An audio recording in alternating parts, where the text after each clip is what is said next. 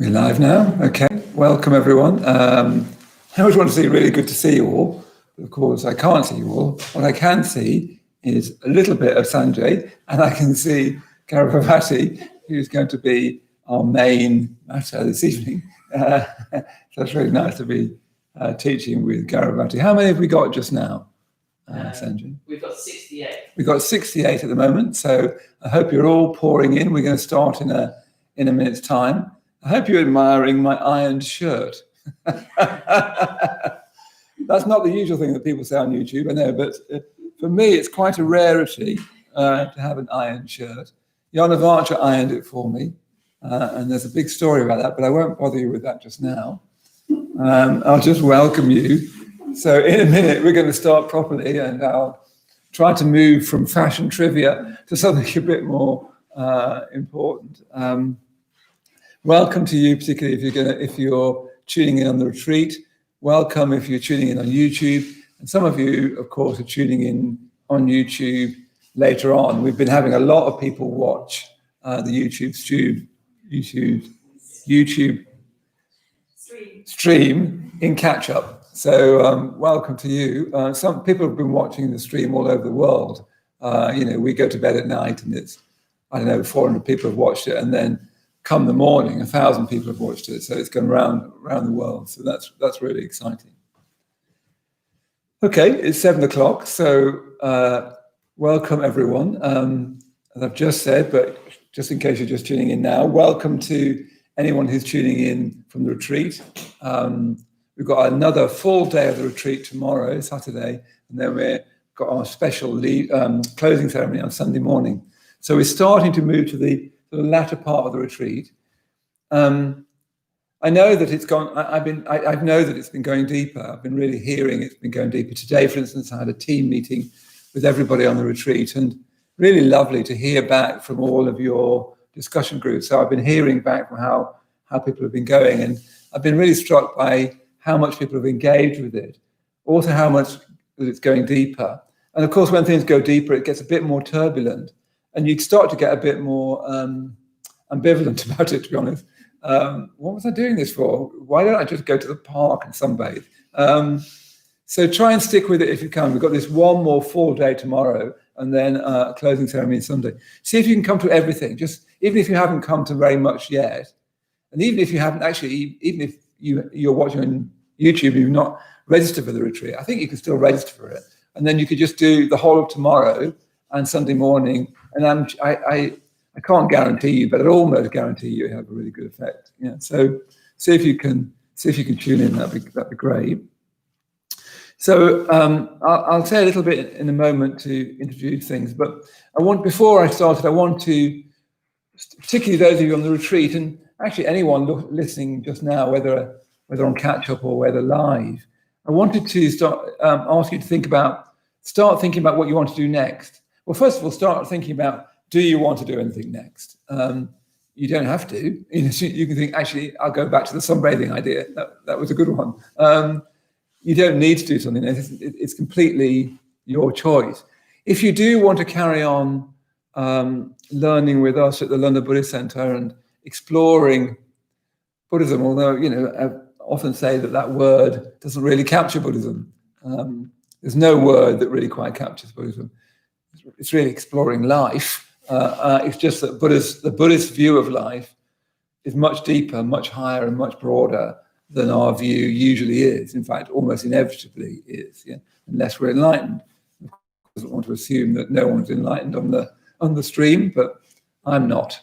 So that's one that's not. Yeah. But if you want to continue exploring Buddhism, meditation, mindfulness, I'd really recommend that you sign up for, register for the Journey and the Guide, which is an 8-session course that Garavavati is going to be teaching tonight. Myself and Stira Manas are going to be leading. It starts on the 17th of August, goes for 4 weeks. So we're going to be doing them 2 evenings a week from 7 till 8:30 on a Monday and Wednesday. It's based on a book that I wrote called The Journey and the Guide, and the subtitle of the book is A Practical Course in Enlightenment, which is a bit grand, but that is what it is. It's a practical course in enlightenment, trying to tell you here are all the steps, both in principle and in practice, because steps have to be in practice that you can traverse between how you are just now, watching me just now at this very moment, all the way up to enlightenment. So Sanjay will post the link. I think, he's posted the link. So he'll post a link to the course. So that's great. So do register for that if you can. That'd be really good. So I'm going to hand over to Garavavati just now, and she's going to carry on exploring the life and experience of Milarepa. We've chosen Milarepa as our figure to concentrate on because, well, he's called a yogi. That doesn't mean he does Trikarsanasana, whatever you call it. Trikonasana, that's the one. Garavavati could do Trikarsanasana, but I can't do Trikarsanasana. I used to be able to. Anyway, it doesn't mean, I'm being a bit silly, sorry. It doesn't mean he's a yogi in that sense. It means he's a great Buddhist teacher and adept. But also his life is a fantastic, almost exemplary experience of how do we make the most of life. In a certain sense, you could say that's what Buddhism is really about, is how do we make the most of life. We come into life, we didn't choose to be born. We come into life with all kind of characteristics and predispositions that we didn't ask for, that we don't even know about. You know what it's like as you're growing up. You are trying to work out who on earth you are and what kit you've been given. This is one of the mysteries of life, I think, is that you've got all sorts of kits and potentialities and habits and structures that are just given to you, whether you like it or not. We're very different, aren't we, temperamentally? And we have to work that out. And we have to work out how we work. We have to work out the kind of creature I am, and how does that creature flourish? How does that creature really live well? So, so that means really making the most of our own particularity, but it also means making the most of whatever happens to happen to us. And in Milarepa's life, all sorts of terrible and tragic things happen to him, and he responds to it in the ideal way of making the absolute most of his life. Buddhism, of course, says we have many lives, but none of us actually know. I'm very open to that idea, but I don't know, and you don't know either. But Milarepa would have had that vision, but he had the vision that if I don't get enlightened, I'm going to go to hell. That's what's going to happen because I've murdered people. He's effectively a mass murderer in a certain sense. But so he just said, I'm going to make the absolutely most of my life by gaining enlightenment, and that's what he did. So that's the quest for all of us. Whatever cards we've been dealt with our own, psyche, our own genetics, even. It's very striking how much genetics plays a part in who we are. Much of it isn't, like, for instance, even if you're an optimist or a pessimist, it's very strongly genetically loaded, whether you're an optimist or a pessimist. So whether it's making the most of the cards, as it were, that we've been given, or making the most of whatever happens to happen to us, and some of that is going to be really pretty tough for anyone. And if hasn't tough yet, it will become tough. I was recently somewhere and they said the person at the swimming pool said, "Is your friend over 60?" And so that meant me. No, I'm not over 60.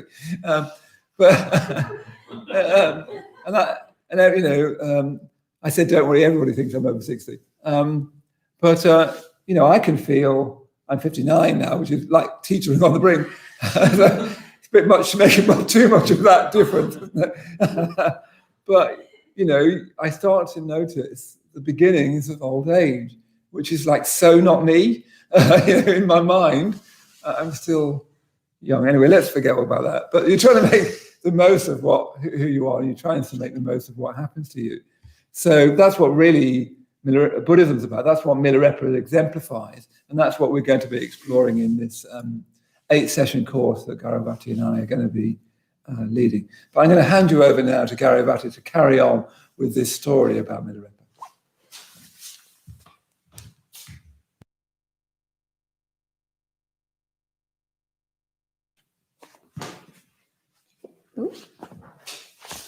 Okay. Yeah, so good evening. Very, very nice to be here with you all this evening. So, yeah, over the last week for the retreat, we've been exploring this figure, Milarepa, as Maitrabandi's been saying, and we've had Milarepa's life story, and we've had an incident from Milarepa's life. Last night, Surya introduced us to one of Milarepa's disciples. So by this time, Milarepa has gained enlightenment, and now he's attracting people who want to learn from him, because as we've been drawing out, he's overcome a lot of adversity. He's learned the sort of magic art and discipline of transformation. He's developed awareness and compassion to its ultimate potential. So now people are attracted to him. People are being drawn to him. And last night, Surya introduced us to one of his disciples, Richungpa. And she told us a bit about Richungpa, and I'm going to say a little bit more about Richungpa. And yes, I really, really love Richungpa, because Richungpa is, he's disobedient. He's last night, Surya was drawing out how he sort of proud and a bit haughty, and tonight I'm going to draw out how he's easily distracted. So Richungpa isn't this sort of saintly goody-goody. He's sort of a bit full of himself, actually. I think Richungpa is a really wonderful, is a great person for us to be talking about this evening, because in a way, Richungpa is just like us. He's stubborn, he's proud, he's easily distracted. And actually, who am I to make assumptions about you? He's just like me. But I'm sort of hoping maybe you can relate to Richungpa as well. And of course, we don't want to sort of, probably most of the time, I don't think I'm being stubborn. I just think that I'm right. And actually, I don't think I'm being proud. I just think the person that I'm with just doesn't know as better as me. And I do think I'm easily distracted, actually. There's no excuse for that. But probably, in my moments of distraction, I'm not aware that I'm distracted. I'm not aware that I'm getting caught up in this sort of play of illusion and not seeing the true nature of my experience. So Richungpa is just like us. And what's really, what I love about these stories is that Richungpa is also, he's really drawn to Milarepa. He wants to be with Milarepa. He recognizes at Richungpa's best points, he recognizes that Milarepa's got something, he's got something, and Richungpa wants that. And we will have all had that experience as well, where we've tasted something, maybe a vision's opened up for us, maybe we've had a sense, we've experienced ourselves in a slightly different way, and we can see, we've sort of glimpsed our own potential. So Richungpa has a lot of potential, and Milarepa can see that in Richungpa. So Milarepa is very, very kind, very, very patient. He's persistent, but he's also uncompromising. So sometimes his actions seem quite harsh and quite drastic, but he's got Richungpa's best interests at heart. So he wants Richungpa to grow and develop. And through Richungpa associating with Milarepa, Richungpa starts to gradually change. He starts to transform. And we saw that in the story last night, where Richungpa starts off very proud, very haughty, and slowly he starts to realize that what Milarepa really means about acquiring teachings. So I'm going to say a little bit more about that. So Richungpa, he has a sort of taste for travel. He contracted leprosy, and because of that, he wanted to go to India to try and cure his leprosy. So he went to India for the first time, and that sort of journey to India sort of sparked a sort of travel bug in him, the sense of something different, something exotic, something exciting. And at this point in the story, we meet Ritrimpa when he's just come back from his third trip to India. And actually, for this trip, as Surya was describing, Milarepa didn't want Ritrimpa to go. Milarepa thought actually Ritrimpa would be better off to stay. He still had a lot to learn. He didn't need to go back to India this time. But Ritrimpa is sort of desperate to go. He wants to go to India to learn about logic and debate, and he wants to sort of expand his intellect and also probably get some more sort of exotic teachings. It's almost like he's a bit sort of maybe almost a bit bored of Milarepa. So Milarepa, as Surya was saying, Milarepa says, okay, you can go, but if you go, make sure you bring back these teachings, these formless teachings, and they're teachings that Milarepa hasn't yet acquired. So Milarepa says, okay, go, but if you go, bring back these teachings. So so we met Ritrimpa last night, where he's come back from India. He's brought back these books containing loads and loads of books which detail all of these teachings that Milarepa was asking for. And he's very, very proud, and he's not very receptive to Milarepa. And I won't recount the whole of the story, but where we pick the story up again is that Milarepa and Ritrimpa, they're on their way to a new place. They're on their way to it's gone out of my mind. It's what's it called? Bhutto. Is that it? Yeah. Shivani doesn't know. That's good. Bhutto? Yeah. Let's say Bhutto. The name's probably not so important. They're on their way to somewhere else. So they're journeying somewhere. Ritrimpa wants to just hang out a bit. Ritrimpa wants to stay with the people that are in the village. And he asked Milarepa, like, oh, can we just stay here and sort of be of the patrons? So that would be sort of like the lay disciples of Milarepa. They wouldn't be sort of going off into the caves to meditate like Ritrimpa and Milarepa. So hanging out with them would be more comfortable, actually. And Milarepa says, no, let's go straight to Bhutto. Let's go straight there. And Ritrimpa, it says that he's sort of a bit annoyed, a bit frustrated, but he obeys Milarepa. But he's kind of annoyed. He's kind of frustrated and maybe a bit angry. But he does go with Milarepa. So he goes with Milarepa. And I think this is just this start of the story is really, really significant, what this starts to unfold, which is Milarepa sort of represents someone who's sort of single-minded and direct. He wants to go straight there. And Ritrimpa wants to sort of dilly-dally and sort of like hang out. So right from the start, we have this image of Ritrimpa, who he likes to travel, he likes things exotic, he wants to sort of hang out with the people and chat to them. Whereas Milarepa, he's staying put.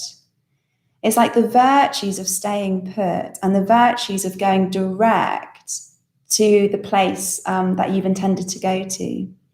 So right from the start of the story, we get these two sort of images. This image of well, if we sort of took it more poetically and more symbolically, it could be like the image of, the image of being wholehearted, the image of being focused, the image of knowing one's purpose. And then there's this other sort of symbol, which is a bit like liberation, happiness, freedom is elsewhere, that it's not here, it's to be found somewhere else. And actually, let's just, even though there's an enlightened teacher here, actually, I want to go somewhere else. Maybe that's got something to offer me. And I don't want to go straight to that cold, damp cave to meditate. How about we just speak to the people here? Whereas Milarepa he's just staying put. So he knows that realization, that ultimate satisfaction is right here. So right from the start, there's this sort of contrast between Ritrimpa and Milarepa. And Ritrimpa has this sort of unconscious displeasure. So he's quite divided. So in body, he follows Milarepa to the cave. But actually with probably quite an unskillful mental state. He's displeased, he's disgruntled, he's sort of frustrated, but it's probably a bit unconscious because he doesn't get into a conversation with Milarepa to ask why. He doesn't express that. He just sort of goes along, but sort of grudgingly, maybe a bit unwillingly.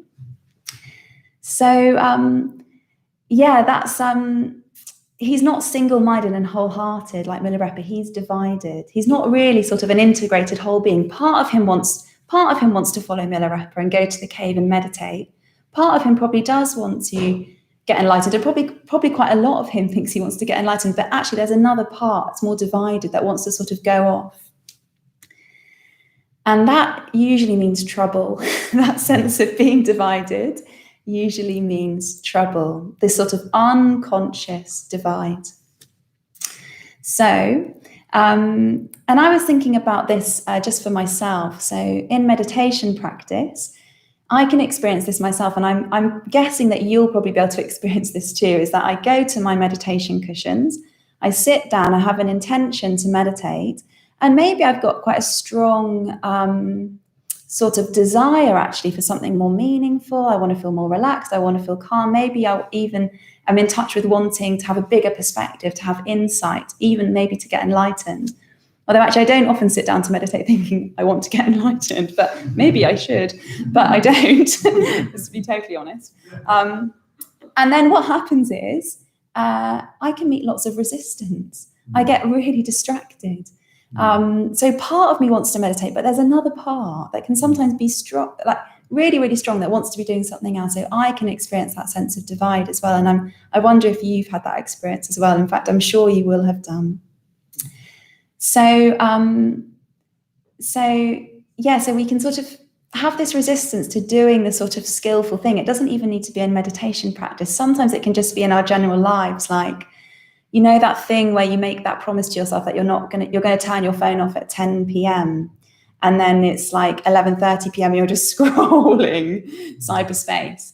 And I sort of know that I don't really want to be doing it, but I can't quite be bothered to like make the effort to stop. I just can't quite do the skillful thing, even if I sort of know that. Ritrimpa can represent that for us as well, that sort of underlying resistance to just do the skillful thing that we sort of know, but we also sort of don't know. So he's divided. So, so we get to the story where Milarepa is going clearly, directly, straightforwardly to this cave, and Ritrimpa is sort of reluctantly following behind. And they arrive at this cave, and you can imagine it. The cave is probably cold and damp and dark. And I sort of imagine Ritrimpa as a sort of reluctant teenager, sort of probably just thinking about being with the patrons, being somewhere comfortable, being somewhere warm, being somewhere more sociable. And they're in this cave, and Milarepa asks Ritrimpa to go and fetch water. So they've arrived at the cave. Milarepa is going to make the fire to warm the cave up, and he's asked Ritrimpa to go and get some water. So Ritrimpa goes to get water, which is quite a simple task, and you'd imagine wouldn't take too long. And on the way, he gets distracted. So on the way, he sort of comes across some goats, of all things. I guess in like 13th century Tibet, maybe that was like a really exciting scene to sort of stop, like, oh wow, goats, wildly exciting.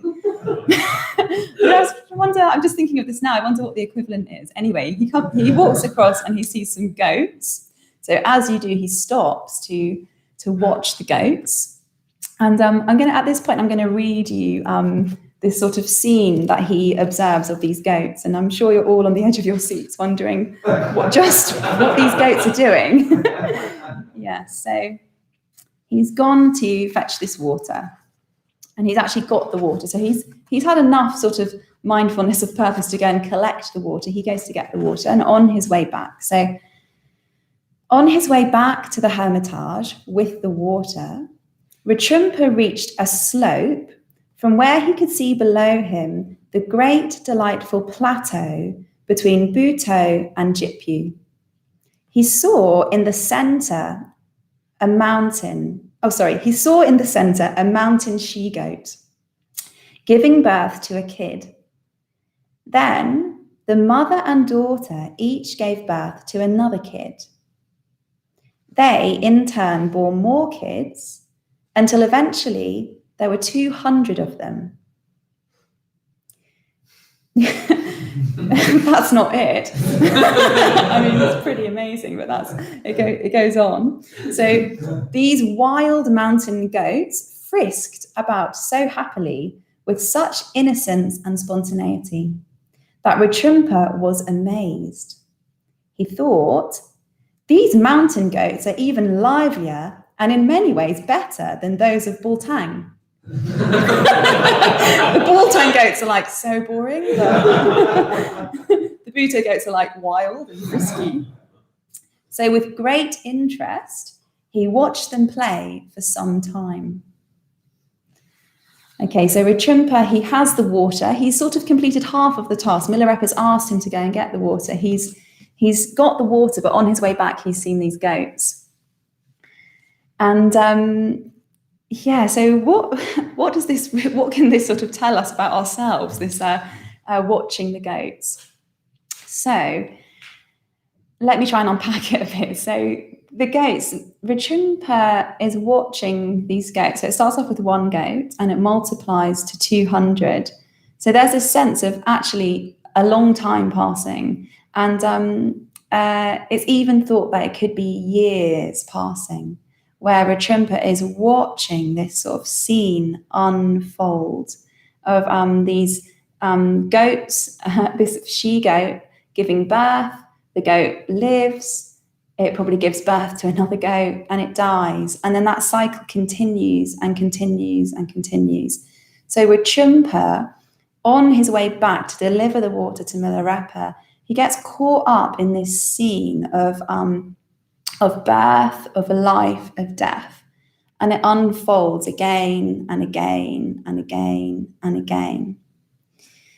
And Ritrimpa's fascinated. He's finding it amazing. He's enjoyed, he's absorbed in watching this play of life, this sort of cycle of life unfold. And it's almost like the way he's comparing it to the sort of Bultang goats. It's like these are like the best goats. This is so interesting. This is the best thing.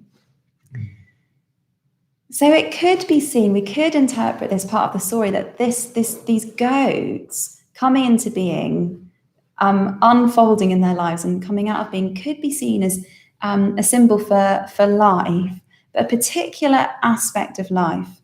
It's like Ritrimpa's got distracted in this sort of fantasy almost of life. He's watching this circle of life unfolding and unfolding and unfolding. And he completely forgets his task. So he's actually gone to collect the water, and he forgets his task for some time. It could be hours, it could even be years that Ritrimpa is just watching this, absorbed in this sort of fantasy. And he sort of forgets himself, but he also forgets Milarepa. While Ritrimpa is watching this scene unfold, Milarepa doesn't exist. And here Milarepa represents something beyond mundane experience, something beyond the sort of circle of life and death, that sort of endless round. And Milarepa represents Ritrimpa's sort of heart's longing, his meaning, his purpose. So Ritrimpa, in that time when Ritrimpa's distracted by this scene, it's like Milarepa doesn't exist. It's like his menial task of getting the water doesn't exist. And this image of the goats is an image for samsara. It's an image for this sort of endless round of existence, this sort of mundane existence which self perpetuates itself.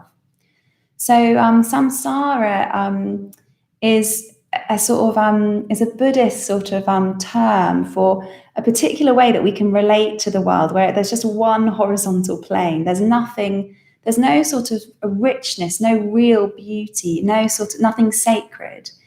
it's a very sort of reactive chain of events that just goes round and round on the same level. It's painful, and we can get caught up in that mode of being.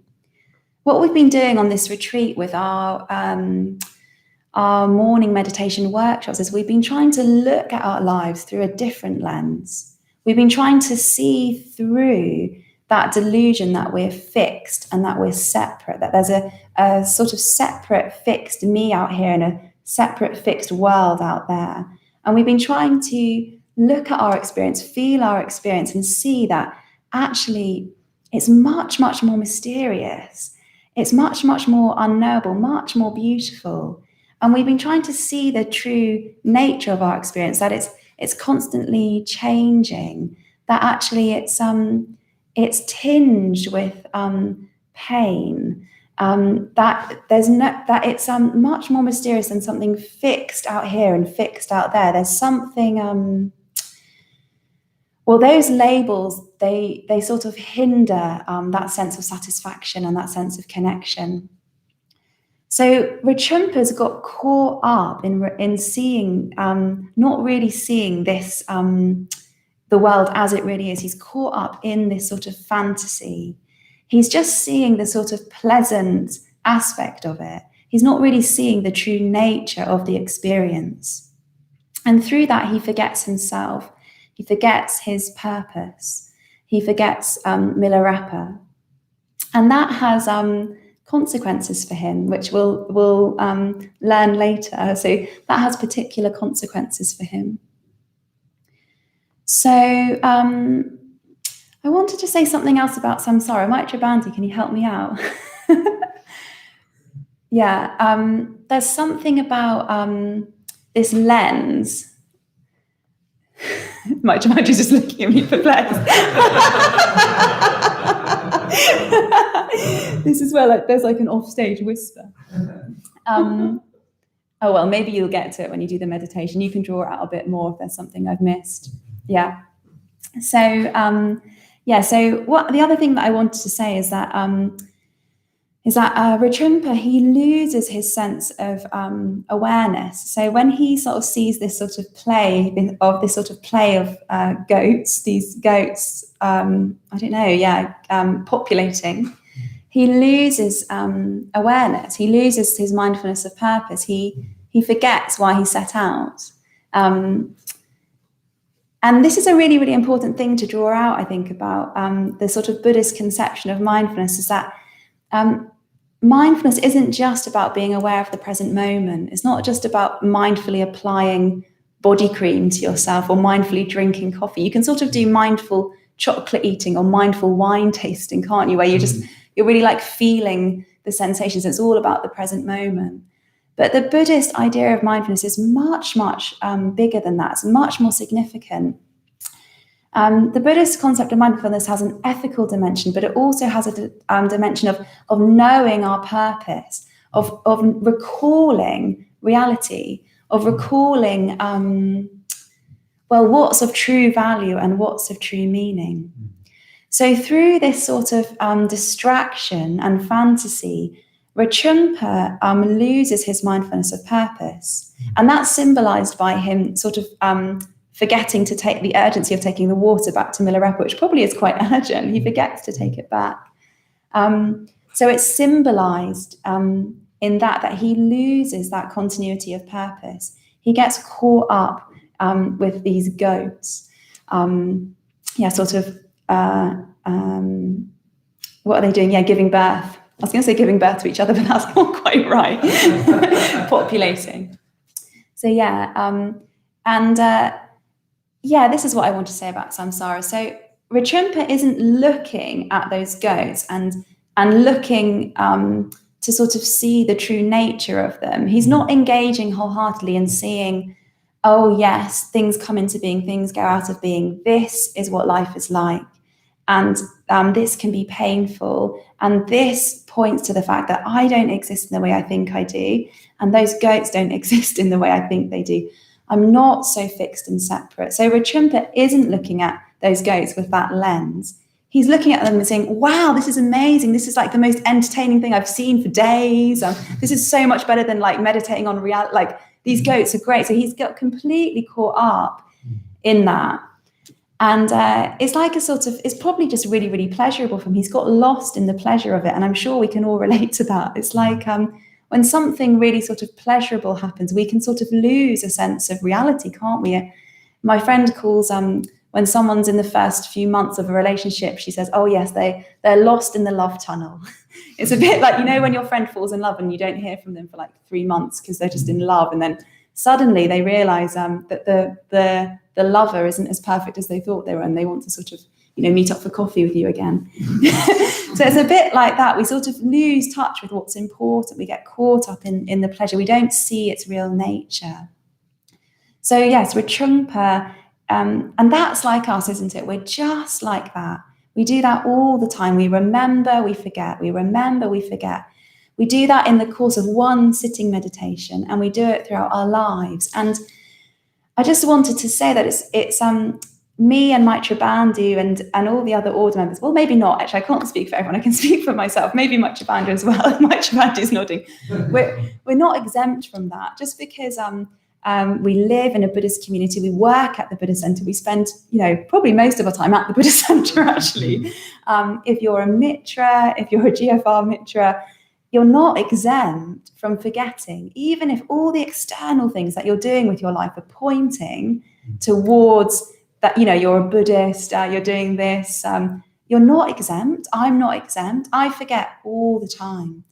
And I need to remember all the time, even when I'm sitting on meditation cushions, doing the Metta Bhavana, it's like I don't really know the importance of what I'm doing with my mind. I get distracted. If I really, really knew how short and precious life was, if I could really see that, I would live my life differently, not externally, but I would be much more focused.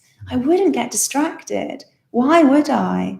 Because I'd see how precious and sort of important each moment was, and I'd also have the mindfulness of purpose to not get distracted. I'd be recalling my awareness all the time. I'd be so full of energy and well, I'd get so much done, but not just out of a sort of restlessness, out of, I'd be able to benefit so many more people actually, and myself. So, yeah, I'm not exempt from that because I'm ordained, but I am really, really committed to remembering and trying to remember. Yeah, so I'm going to leave us at the story there. So Rinpoche is absorbed with the play of goats, which is an image for us getting distracted, getting lost in fantasy, forgetting our purpose. And the title of the talk is How Fantasy Leads to Disaster. So after the tea break, you'll see what disaster awaits Rinpoche. But before that, Maitra Bandhu is going to lead us in a meditation. So I'm just going to pass back to Maitra Bandhu.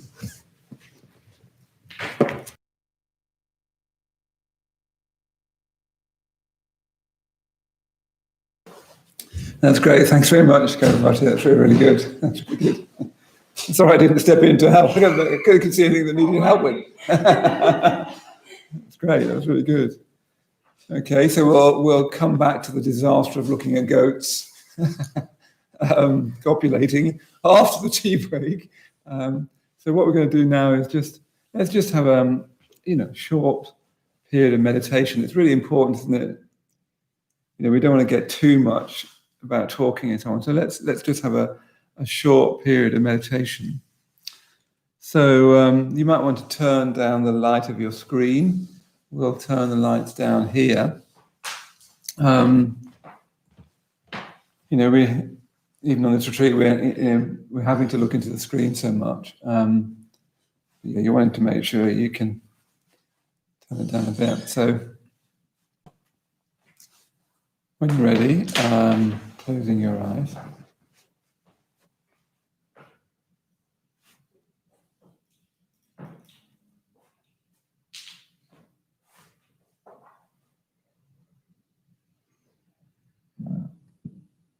And as soon as you've closed your eyes, Once again, engaging with your physical experience. You don't need to think about your body or picture your body. You just need to open out your mind to feel your body.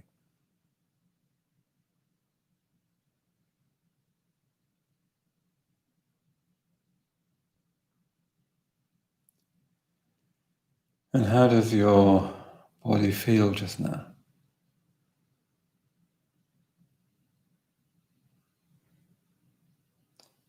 So you might feel comfortable or uncomfortable.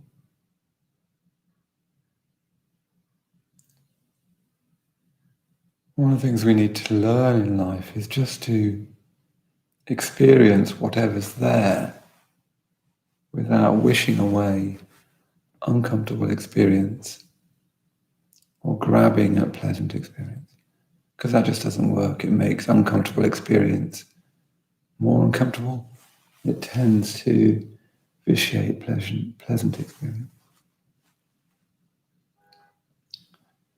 So really feeling contact of your backside on the cushions.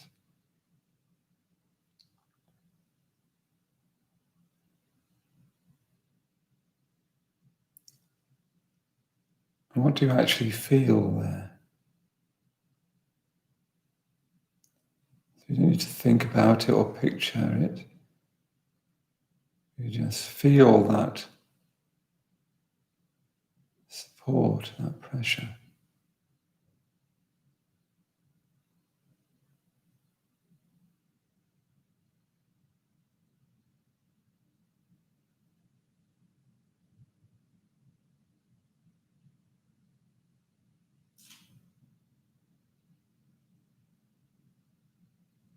If you're sitting on the floor, you can feel the weight of your feet on the floor.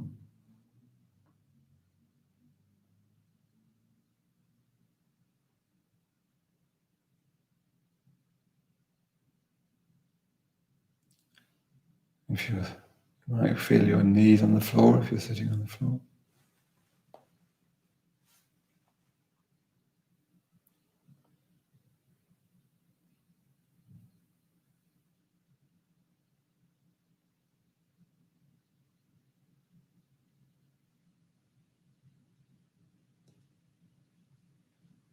The simple way of starting to become aware is really noticing your weight.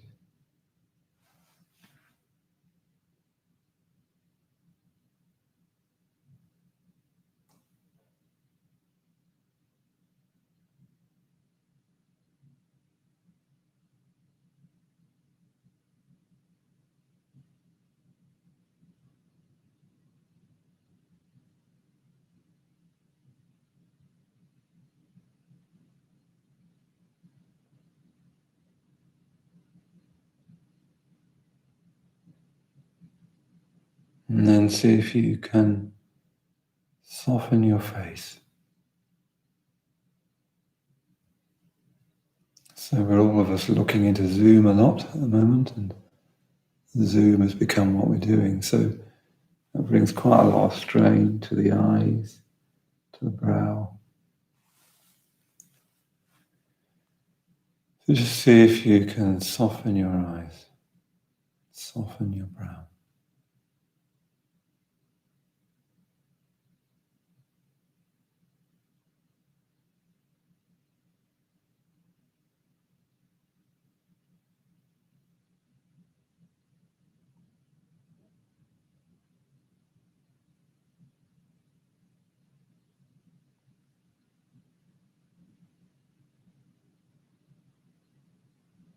And just see if you can soften your jaw and your mouth.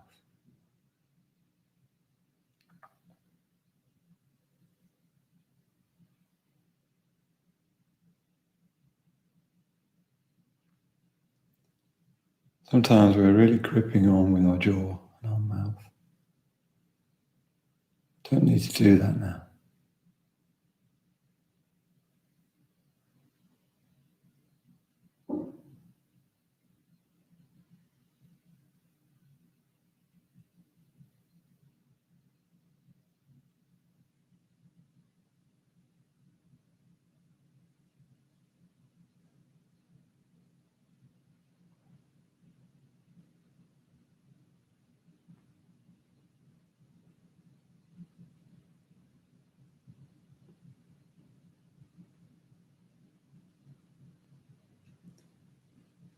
And then taking your attention into your shoulders. Can you feel your shoulders just now?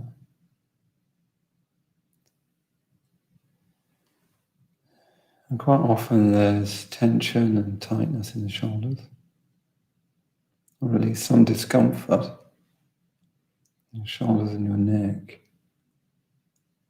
So if you react to that discomfort in your mind, you'll tend to make it worse.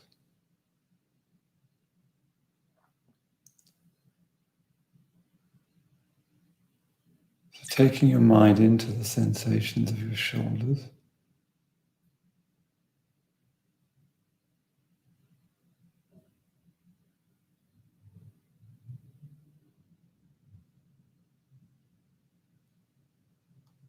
Just imagine your shoulders letting go.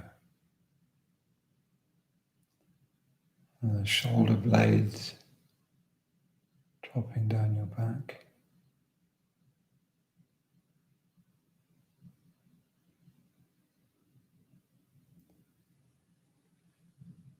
Imagining those muscles soothing out, smoothing out.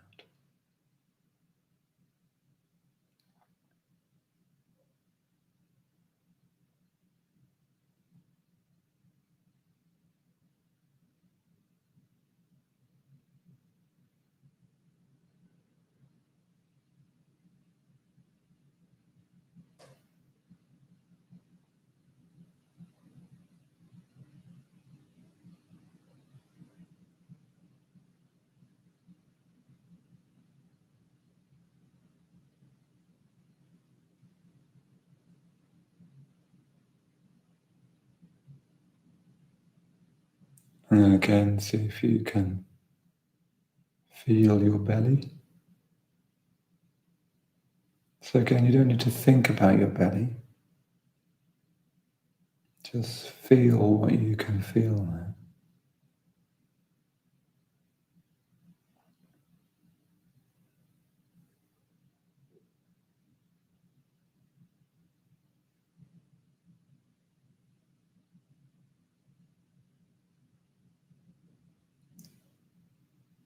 Again, see if you can let the belly soften.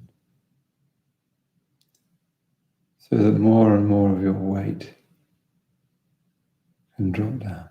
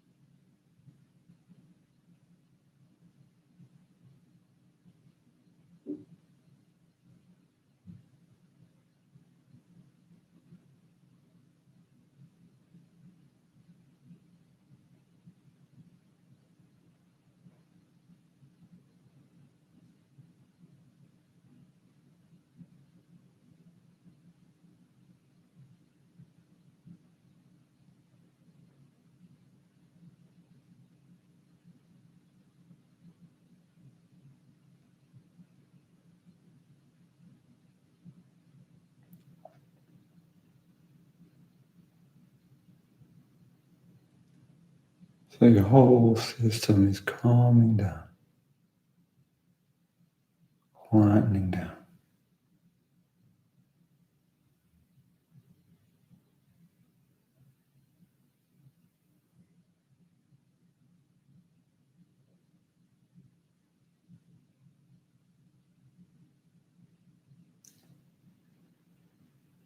Your eyes are soft, your face is soft.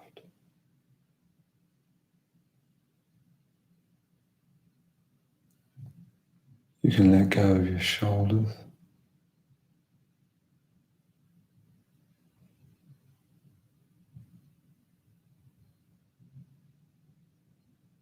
And your belly and your legs.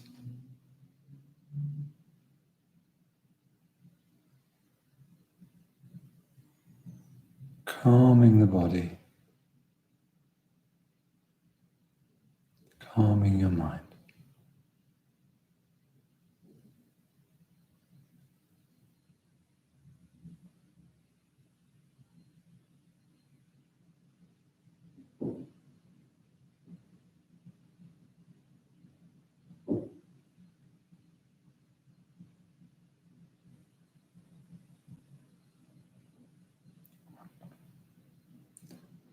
And just tuning in a bit more to the sensations of breathing.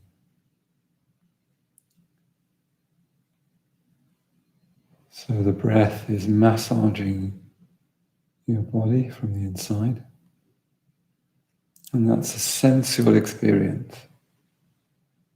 So you're trying to, as best as you can, tune into that. Appreciate that.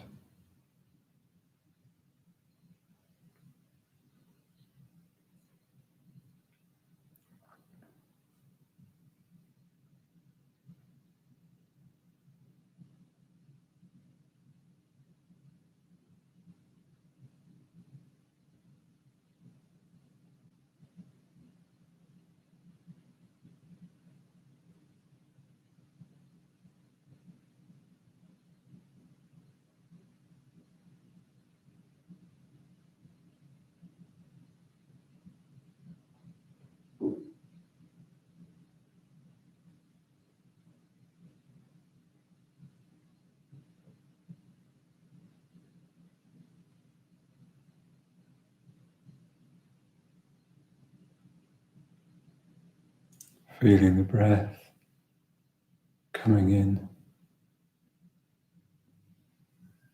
going out.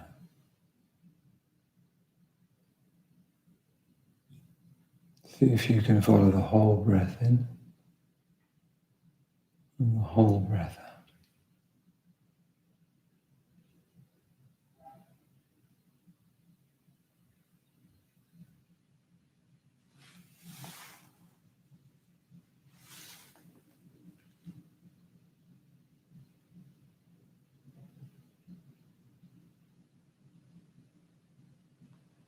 And remember, it's your body that's breathing. So you're feeling your body breathing in and breathing out.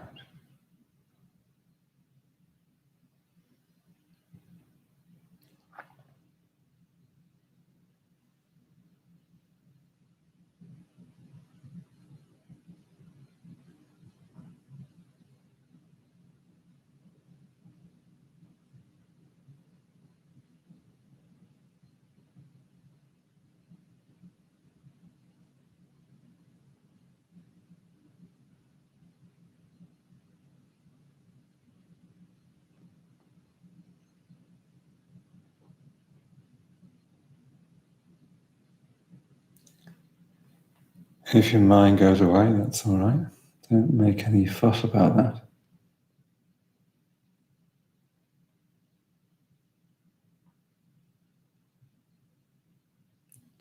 Just use it as a cue to feel your body again and tune into your breath.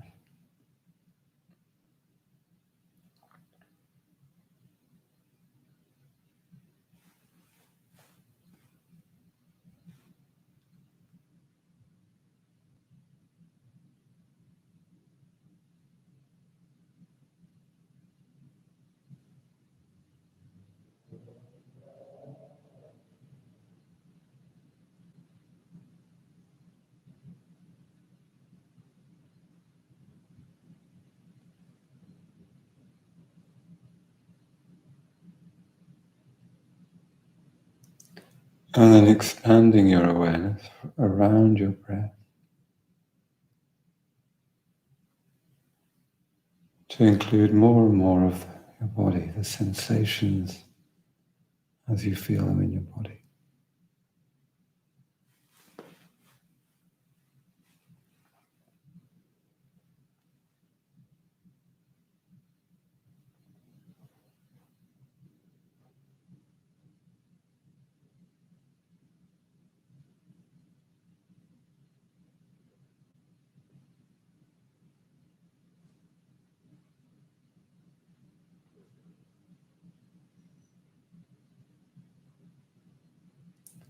So opening up to your whole body.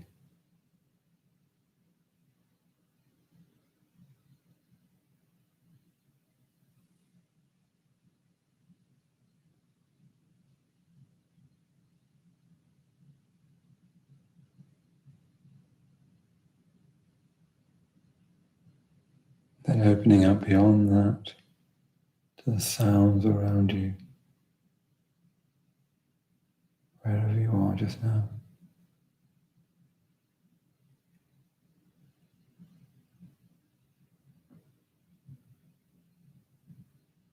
Just let the sounds be in your awareness.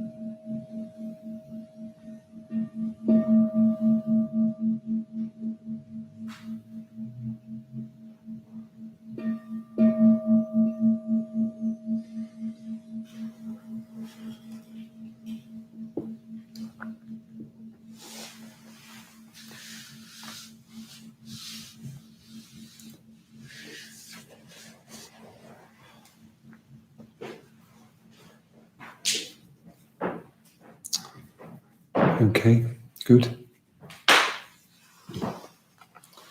So when you're ready, opening your eyes, coming out of the meditation.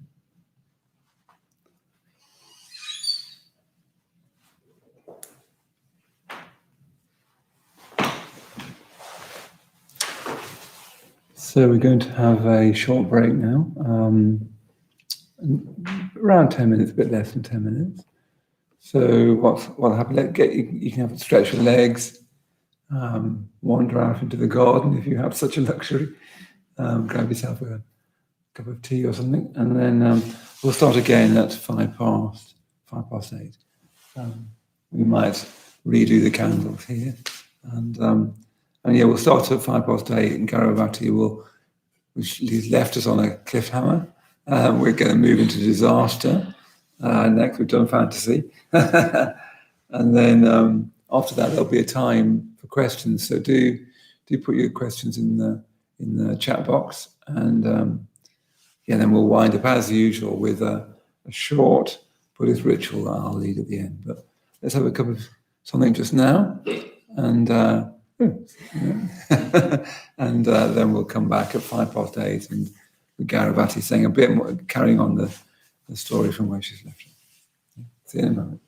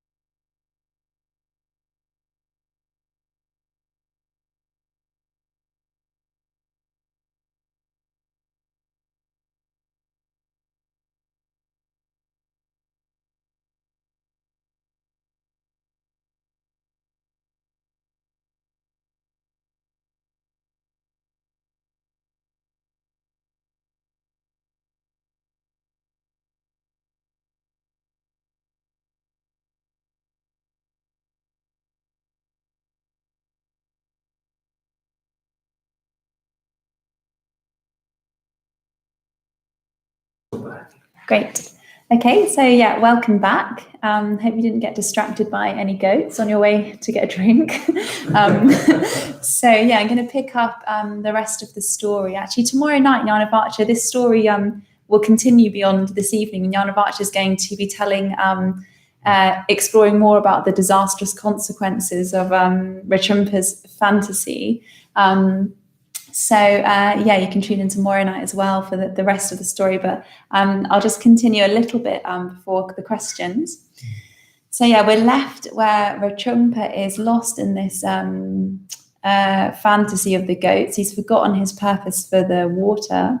And I noticed in the chat someone had just put prapancha question mark, and yes, prapancha, definitely, that's sort of what's happening, isn't it? So prapancha is this wonderful Buddhist word for mental proliferation, where the mind just proliferates, probably like those goats, more and more appearing and appearing and appearing, and our minds can be like that. So Rinpoche is lost in this sort of, yeah, you could think of it as this mental proliferation.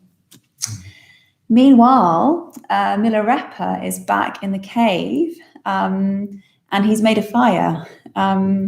Yeah, he's waiting for Rinpoche. He's wondering where Rinpoche is. So I'm going to read you what's happening whilst Rinpoche is lost in this play of goats. So meanwhile, Milarepa, who had lit the fire, opened the books that Rinpoche had brought back from India and said with great compassion, I sincerely pray to all Darkinis. I pray you to save and keep the formless Darkini Dharmas for which I sent from India. The teachings that will benefit the doctrine and all sentient beings. I sincerely pray to all guards of Dharma to destroy all heretical books of vicious mantras that will certainly bring great harm to the doctrine and to sentient beings. After this prayer, Milarepa meditated for a short time, and then he burned most of the books until only a few incomplete folios were left. Okay, so pretty drastic. It sort of reminds me of, you know, in those movies where like usually it's the man leaves the woman and she just like burns all his stuff. I don't know why it reminds me of that, but that's not why Milarepa's doing that. Yeah, so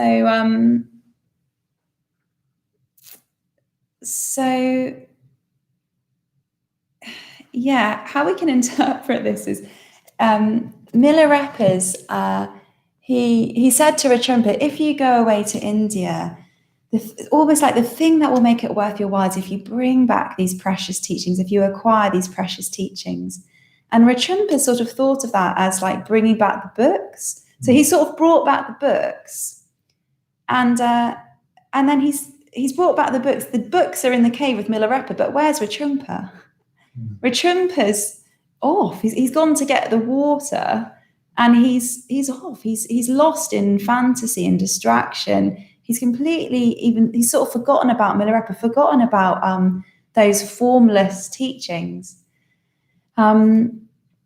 So the books haven't really helped Rinpoche because he hasn't really, he's acquired the teachings in a particular way, but he hasn't really acquired them. He just bought the books. It's a bit like having all the gear but no idea. You know that phrase where you want to go to the gym and you're like, I know, I'll get the gym membership and I'll get a really good gym outfit. And they just sit at home eating crisps and watching Netflix. It's like, it doesn't really work. You don't get the same sort of vitality and good body. So it's a bit like that's the contemporary version, perhaps, non-spiritual version. So yeah, so Milarepa, I've distracted myself now with the talk of gym, but so Rinpoche hasn't really acquired the teachings because he hasn't studied them, he hasn't practiced them, he hasn't realized them. So maybe he even read the books, but has he really put the teachings into practice? Has he really seen the formless reality of conditioned existence? Well, no, because he's distracted. Of course, Milarepa doesn't know that he's distracted. Actually, what Milarepa thinks that Rinpoche's probably died because he hasn't come back, which is interesting, which Jnanavatra will go into more. But Milarepa thinks of Rinpoche as as a great disciple. So he sort of thinks the only reason Rinpoche wouldn't return is because he died. He doesn't think it's because Rinpoche will have got distracted. And in a way, if Rinpoche has got distracted, so if he has abandoned Milarepa, then Milarepa's not going to wait for him, so he's going to burn the books anyway. So Milarepa has no need for the books. And it's really interesting because he prays to the formless Darkinis. He prays, the Darkinis are like these energetic sky dancers, these sort of beings which represent great energy, and they're real figures of transformation, and they're quite sort of terrifying figures. Beautiful figures. So he prays to, they're sort of guardians of these teachings with great compassion, because he really wants these realizations to be fully lived. He wants life to be breathed into them, not just some dry academic presentation, which is sort of symbolized through these books. And that can also be really, really relevant to us in our lives. So throughout this week, we've been practicing the mindfulness of breathing. We've been practicing the metta bhavana. We've been trying to reflect on our experience and look at our experience in a particular way to see its true nature. If we just spend our time, it's really important to study. So it's important to sort of tune in and listen to what we're saying this evening. That's really important, but it's not enough. We need to make it real in our lives. We need to practice it. We need to reflect on it. We need to look for what we're talking about in our everyday lives. Otherwise, it's just a good idea. And actually, Milarepa says, actually, it's sort of like black magic. It's all heretical. Actually, it's more poisonous, because you'll probably be thinking, oh yeah, I'm doing that spiritual thing. Like I'm going to these talks, I'm reading about meditation. So you'll sort of think you're almost doing it. But if we're not really practicing, if we're not really meditating and reflecting on these teachings, seeing how they are relevant to our lives, if we're not really, if they're not changing us, like they haven't quite changed Rinpoche, then actually they're probably more harmful. So Milarepa burns the books. So he's uncompromising, isn't he? And Jnanavatra will say much more about this tomorrow, but I just wanted to just say this, and I'm sure Jnanavatra will draw on it tomorrow as well. But Rinpoche didn't just order those books on Amazon and they were like neatly delivered to his cave. He trekked to India and he got those books, and they're irreplaceable. They wouldn't have mass sort of like publication houses. They probably don't really have so much of them now, but they wouldn't have Kindles for sure, would they? Or ebooks. You couldn't just download, oh, I've lost those Darkly teachings, let's just download the latest edition with the new introduction and the new cover. It wasn't like that. These books were precious. They were sort of, for Rinpoche, they're irreplaceable, and they also represent his journey to India. He would have carried them, they would have been really heavy. He brought them back, and Milarepa's burned them. They might actually be, he might not have many other possessions. In fact, he probably wouldn't. So they might be sort of like his sort of sacred possessions.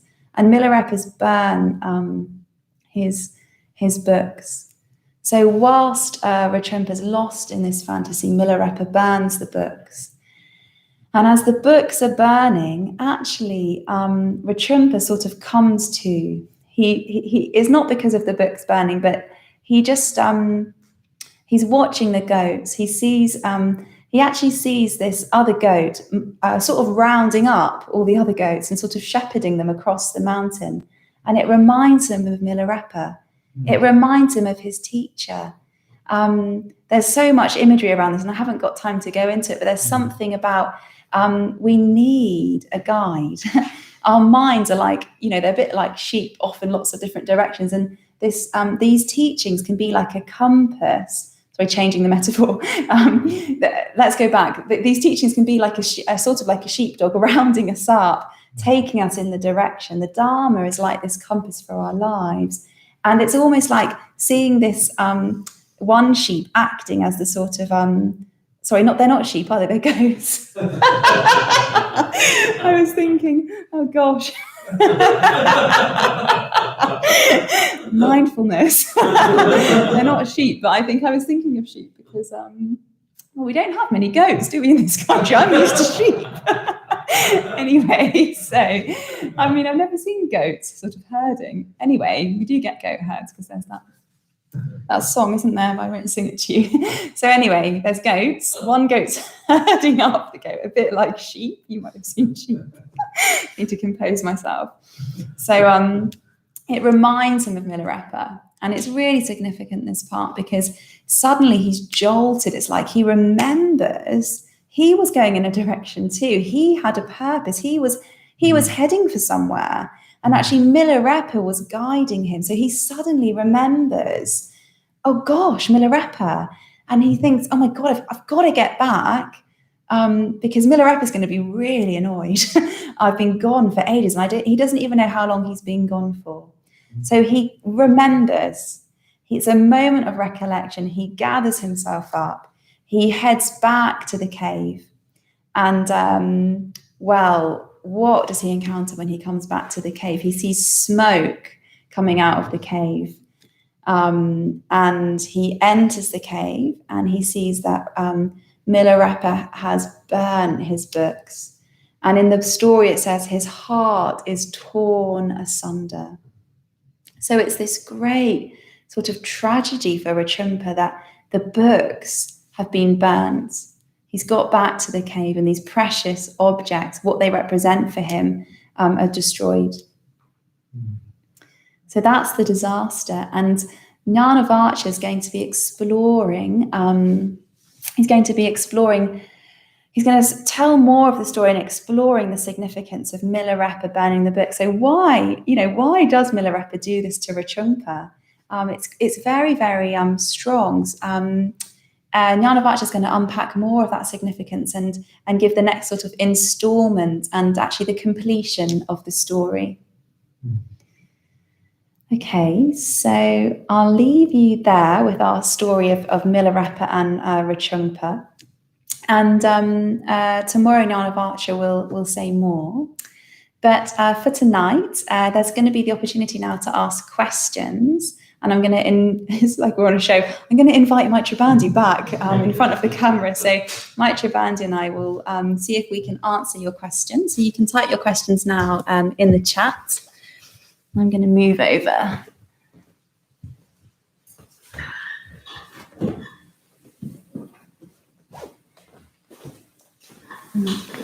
Put the microphone between us a bit.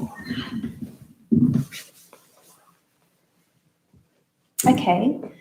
Are you doing this? Are you chairing this bit? Oh, I'm sorry. I'm supposed to be chairing this bit. Okay. Thank you, Garavavati. Thank you, Garavavati. Oops. So you need to come in. I need to come in a bit more. Do our framing.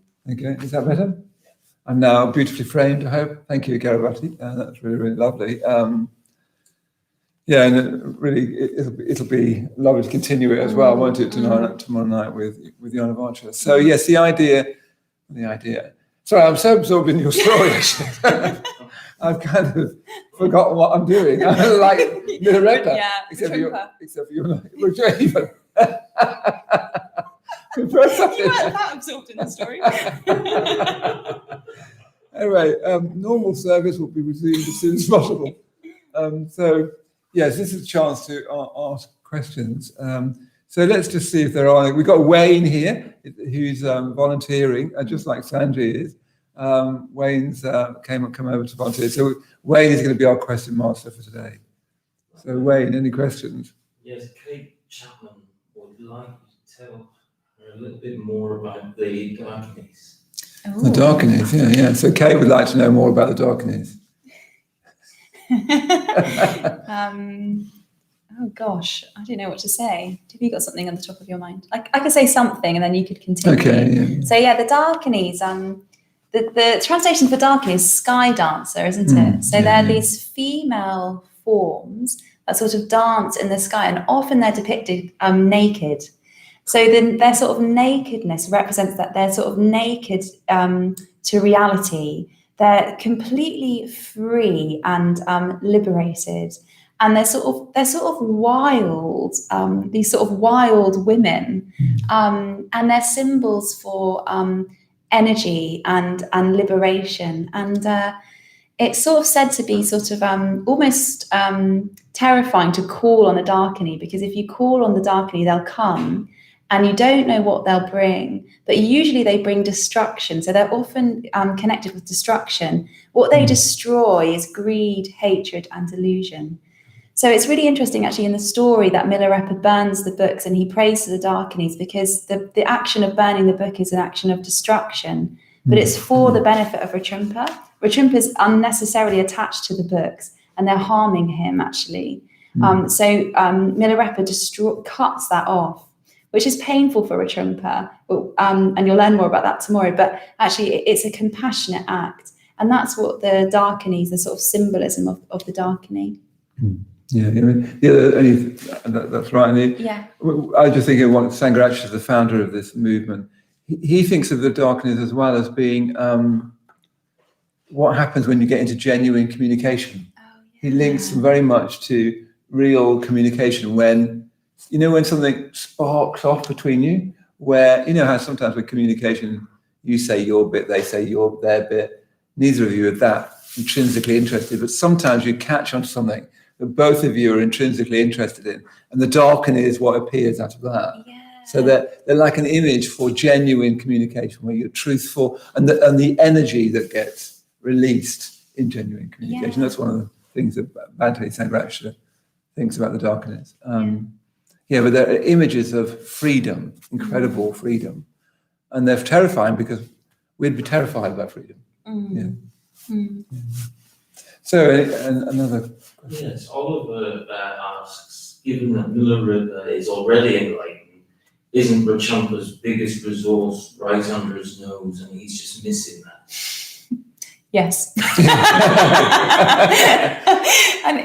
And also it's interesting, isn't it, Oliver, because I don't know about you, but when I hear these stories, I always think, oh, well, if I met Milarepa, I'd just be totally devoted to him, because obviously he's an enlightened being. Like how silly, Rinpoche, how silly, I can think that. But actually, I've got probably all the resources and the teachings I need to become enlightened, all the practices I need. And still I'm sort of, I don't go on Netflix that much, but I'm definitely dilly-dallying around on other things, Netflix has become our sort of LBC's contemporary example of distraction, but I don't actually go on Netflix that much. But I'm not obediently and holy and saintly meditating all the time. I'm just doing other stuff, Yeah. Yeah, I mean, it is striking, as you say, that we tend to have, actually, I agree that we tend to think of ourselves that we wouldn't do that. But one of the things it shows is that without receptivity, you could be with Milarepa, you could be with an enlightened teacher, it won't make a difference. Sometimes people's attitude to Buddhism, or to the truth even, is sort of like, give it to me, tell me something remarkable, almost enlighten me. But unless someone's receptive, unless somebody wants to learn, and you do actually need to want to learn, you won't learn anything, even if it's a Buddha. I mean, I've got lots of people around me who I think are more spiritually developed than me. So I could be practicing that more now. Never mind, I don't need to wait for an enlightened being to be there, So really, it just shows you that our job, so to speak, is to be receptive. And lots of people aren't very receptive. If you're sort of rather full of yourself, if you think, Rinpoche is an image for that. He's rather full of himself.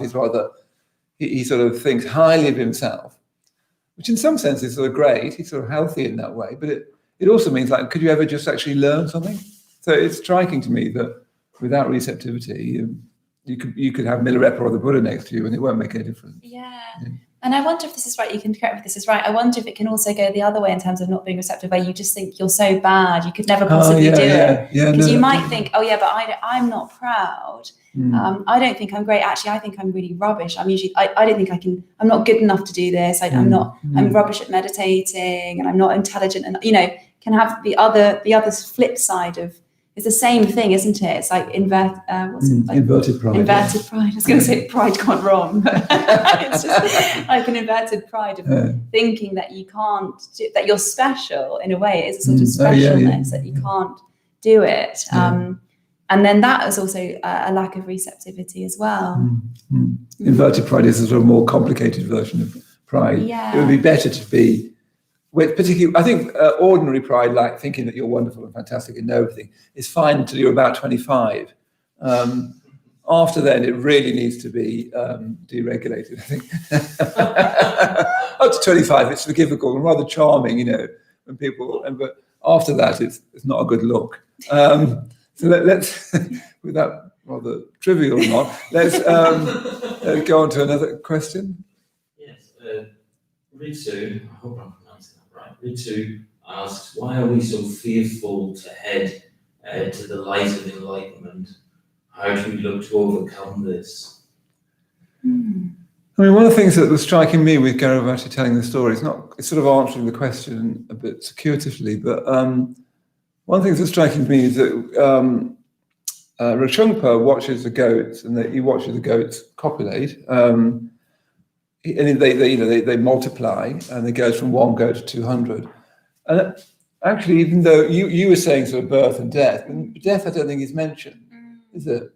So that's interesting, I thought. What he watches is things coming into being. It's almost like he watches goat pornography. It's probably a bit tricky. Can we delete that? It's too late. It's too late. That's right. But he's watching. It's just a bit like that, isn't it? I mean, this is a long time ago, and you never know. Anyway, but what struck me listening to you telling the story is that what's actually happening is Rachungpa is focusing on the positive aspect of life. He's actually not looking at life. You were saying, weren't you, quite rightly, he's not looking at to see the truth of it and to see how that's exemplified in what he's seeing. He's just seeing things coming, lovely little baby goats coming into being. He's seeing sex and babies. I mean, babies are gorgeous, aren't they? My partner's daughter's just got a little puppy called Cooper, which I think is a rather good name. And he's only 8. I went to see him the other day. He's only 8 weeks old, and he's just gorgeous. You know, he's just sort of even at my age, you're so cool. So it's striking to me that what Rachungpa sees is just things arising. He's not actually seeing the converse of that, the things falling out of being. Yes. So he's seeing life askewed. He's actually editing it. It's a brilliant metaphor for he's seeing what he wants to see, the upside of life, the charming, lovely, playful goats, sex. He's seeing the upside of life. And he's clearly editing out the negative side of life. So he's not seeing the whole of life. Now, the trouble is, I'll come back to the question because I can't remember what it was. But the trouble is, we can also do the opposite of that, where you look at the goats and you'll just see the fact that they're dying. You could just imagine another. Even though Rachungpa's haughty and so on, he is actually sort of healthy. So seeing the good, the upside of life, is very sunny side up. Seeing the sunny side of life, sort of healthy, but you can also have times where you just see the negative side of life. You just see the dying of life. And that's a distortion as well. That's not seeing life either. What he's not seeing is that there's a rising and there's falling away. And how do you see them both at the same time? We tend to attach to one side of reality or the other. The arising of things, of the baby goats, or the dying of things. Milarepa sees both, and in that seeing both, transcends life. What was the question again? Fear of turning to light. Yes, so to see how part of what happens is we see only what we want to see. If you're in an up mood, you'll tend to see up things. You know what I mean? Like if you're in a down mood, you just see down things. Like a lovely day we've had in London today. If you're in a bad mood, you just start complaining about how hot it is. If you're in a good mood, you think, oh, it's so sunny, so lovely. That what you see is a reflection of who you are. But we're also very attached to that. We're really attached to that. We're frightened of beyond that. Sometimes we think of the Buddha as being this really lovely guy. I think we'd be sometimes really terrified of him. And you can see some people really, and I've had experiences where actually I'm frightened of them. I've got experiences of people I look up to where they challenge me, and I feel kind of humiliated by that challenge. I feel I hate, everyone hates to be contradicted. And I can feel, I sort of know that actually they're showing me more, but I just don't want it. I want to hold on to the me that I know. Yeah. I mean, that's what I was thinking of it. That there's this tale, isn't there, of the woman with the fish basket. Do you know the story? Why don't you tell the story? Cue me in, thanks. Yeah, the tale of the woman with the fish basket. So she collects all the fish, she sells all her fish, and then she needs to find somewhere to sleep, and the only place to sleep is a flower shop. That's right, yeah. But she can't fall asleep in the flower shop because it smells beautifully of flowers, and she's used to the smell of fish, so she sort of puts her head in the fish basket to sleep so she can have the sort of stench, I guess, of fish. And it's the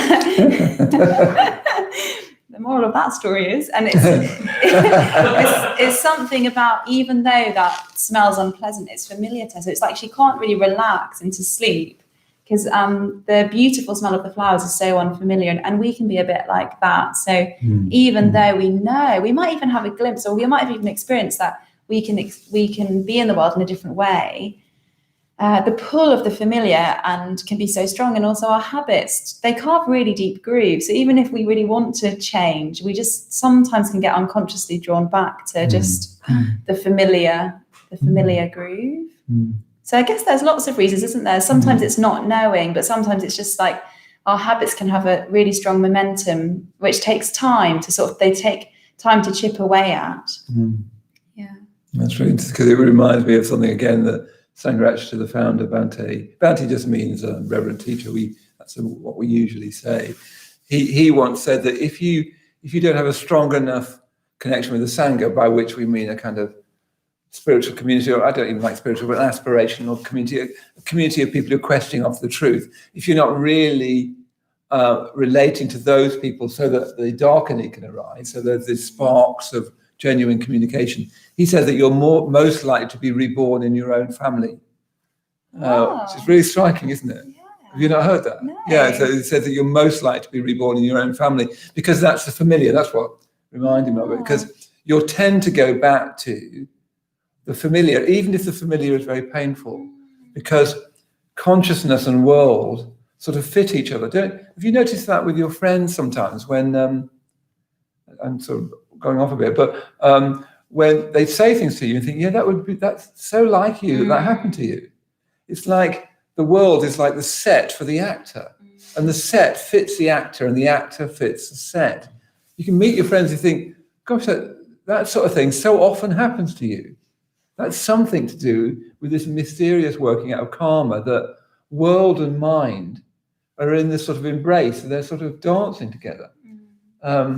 So difficult to see in yourself, interestingly. If you look at yourself, you think, no, I make my own decisions. I'm really spontaneous. Nobody can decide what I do. Sometimes but actually, your friends tend to think you're really quite repetitive, usually, and that you do the sort of things you do.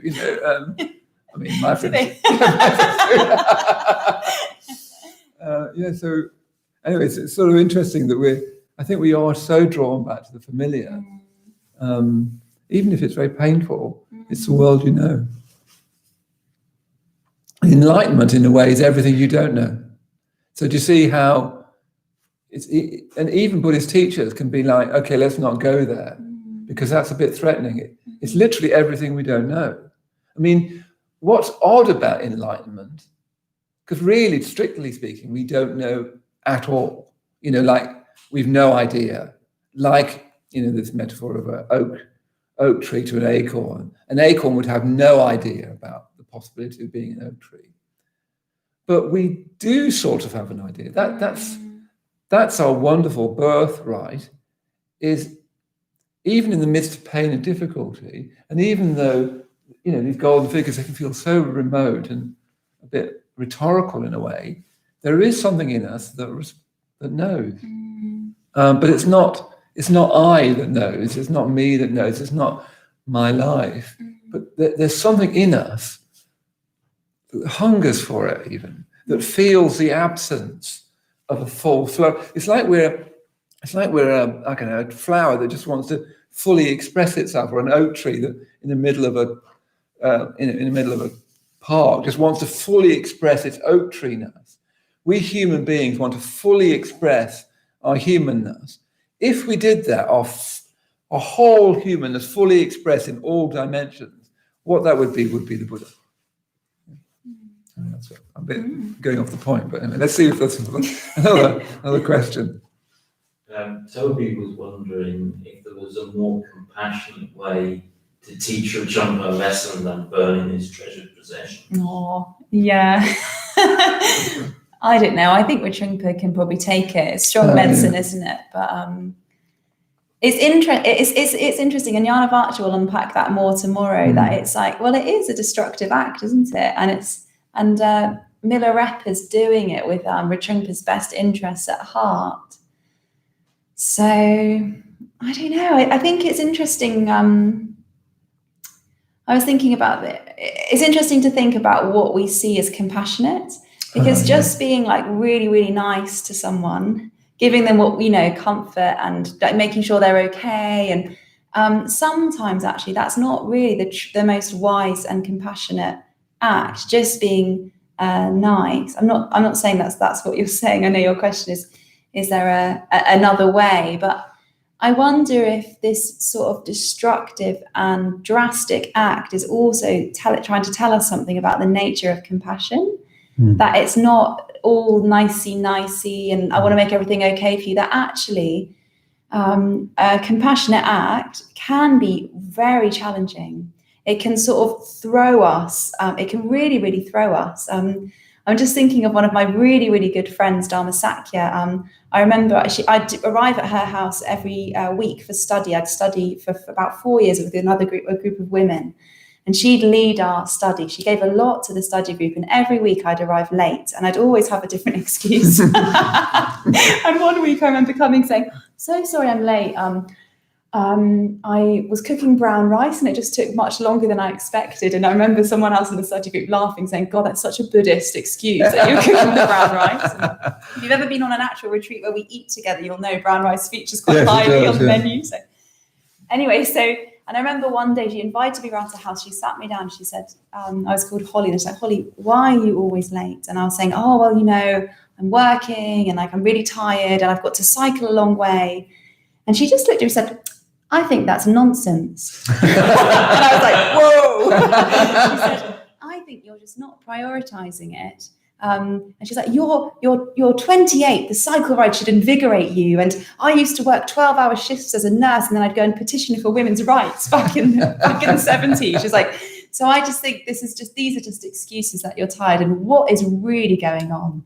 And it was like the Darkini arising. It was electric, because suddenly I couldn't charm my way out of a communication. It's like, oh, sorry, or act sort of dizzy or absent-minded. She pinned me down.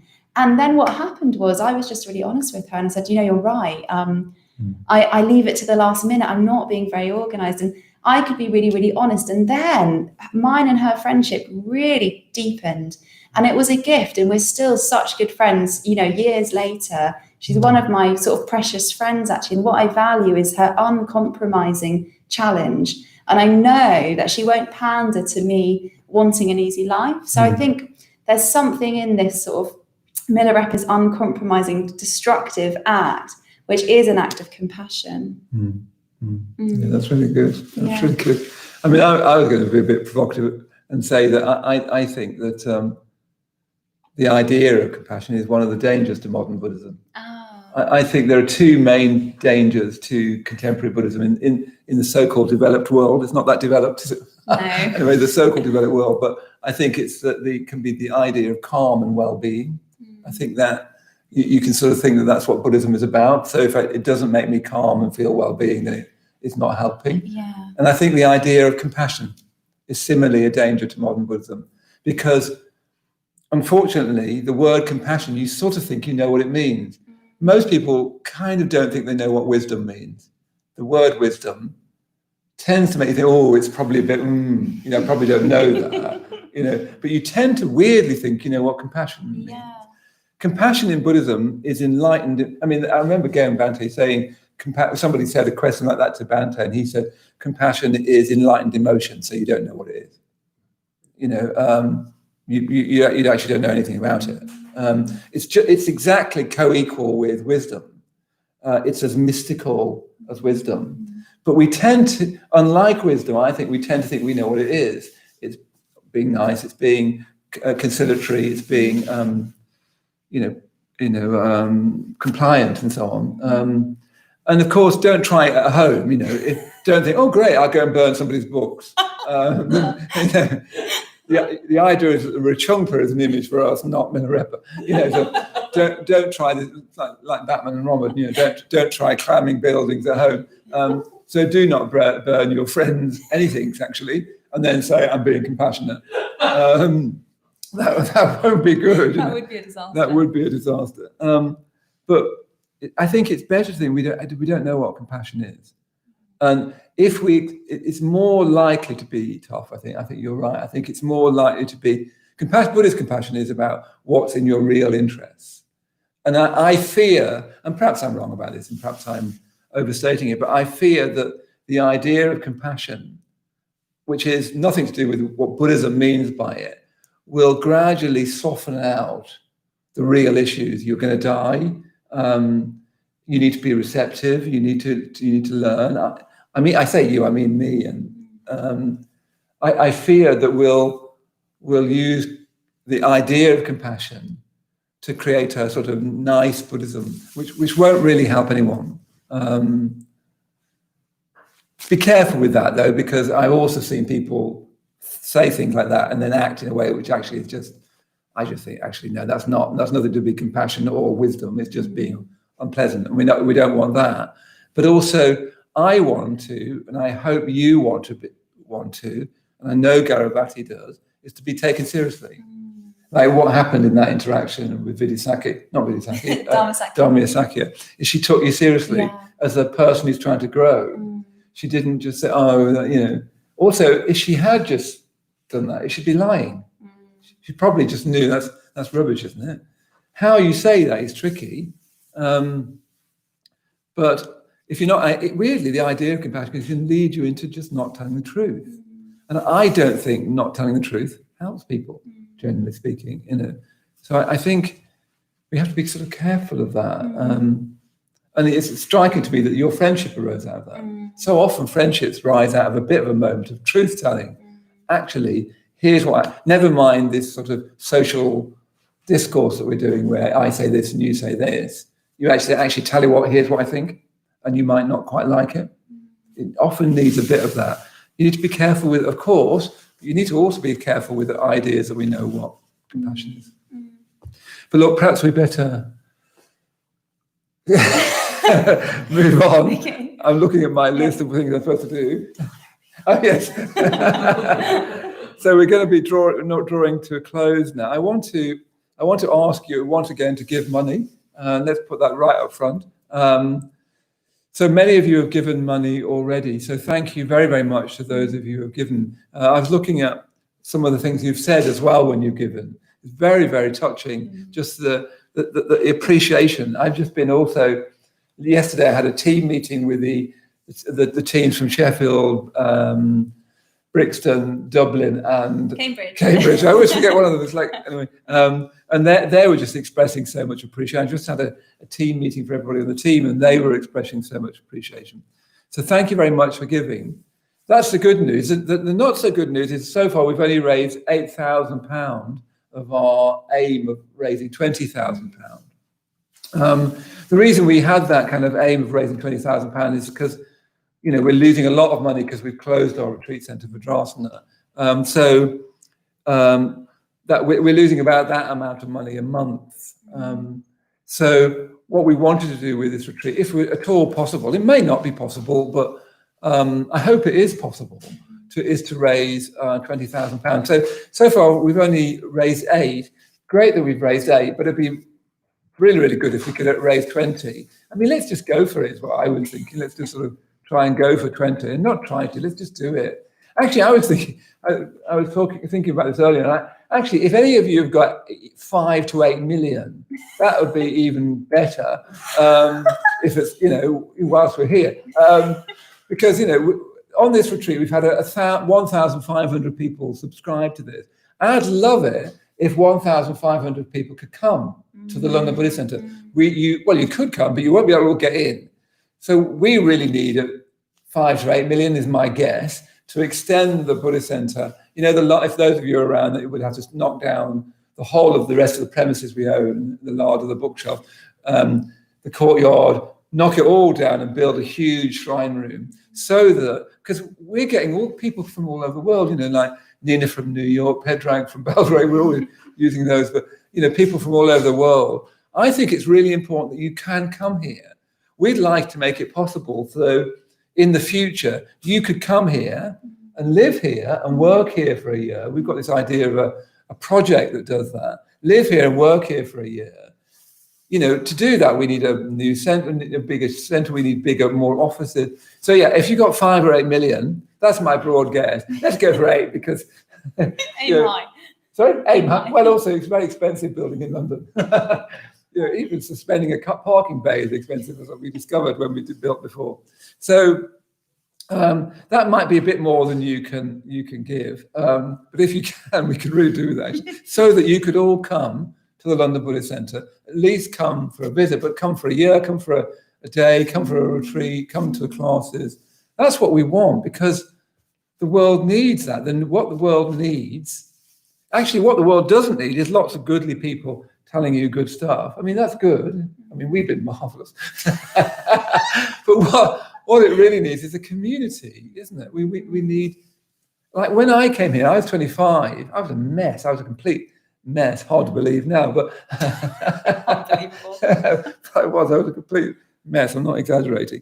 And what I found here is a place that I could tell the truth. I remember really early on, I had a little group, and we went around and said what was happening in our life, and I just thought I'll just tell the truth, and I was really, really in a bad state. And I remember afterwards, the person who led it said, "That was really good that you said that. I'd never had that before. I'd never told the truth, and somebody said that was good. I'd never actually even had a situation where I could tell the truth, really." I remember, coming along here, I was gay. Well, I suppose I was gay. I suppose I sort of still am, but anyway, I never think like that anymore. Who cares, But I was gay. Definitely, I was gay then.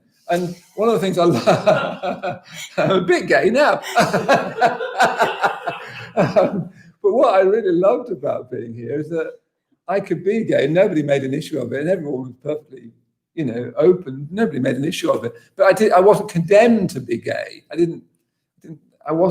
could be more than that, and that was really important to me as a 25-year-old. I didn't want being gay to be any kind of problem, and there is no problem to it really. But it's not any great shakes either. It's not an elite club being gay.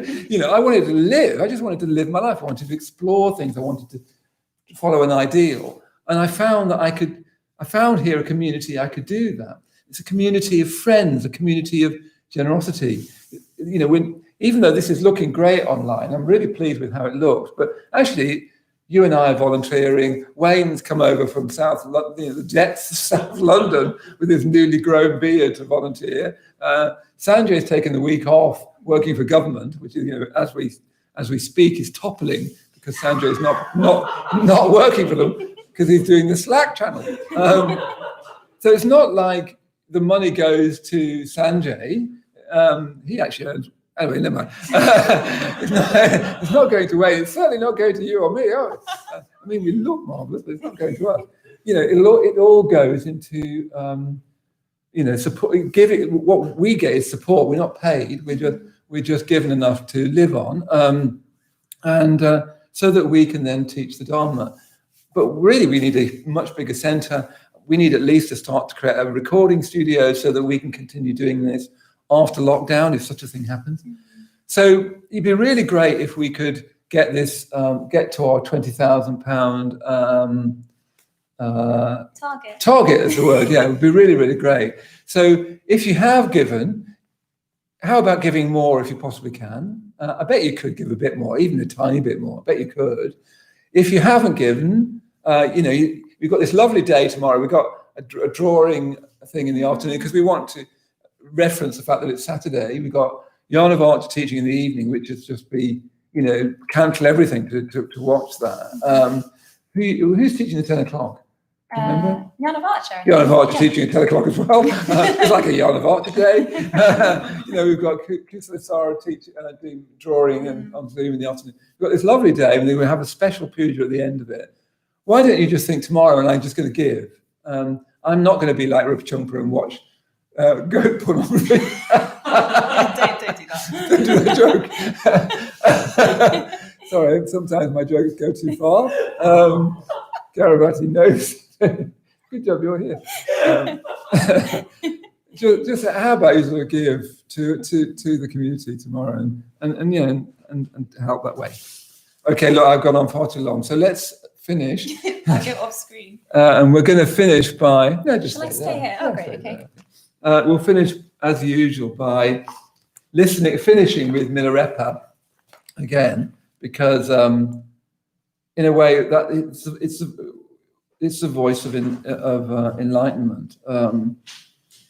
So let's finish with. I'll read that, and then I'll do I'll recite the puja and call and response. It looks like we'll go a little bit over 9, but that's all right. That's all right, isn't it?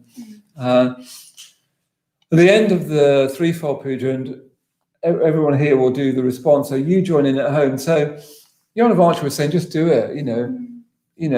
Whatever your flatmates think. If they think you're weird, he was saying, well, I bet they're weird as well. So let's just do it. It doesn't matter. This is so the puja ritual is something you need to do. You can't really watch it, or it'd be a bit like saying, if you don't want to meditate, just come and watch.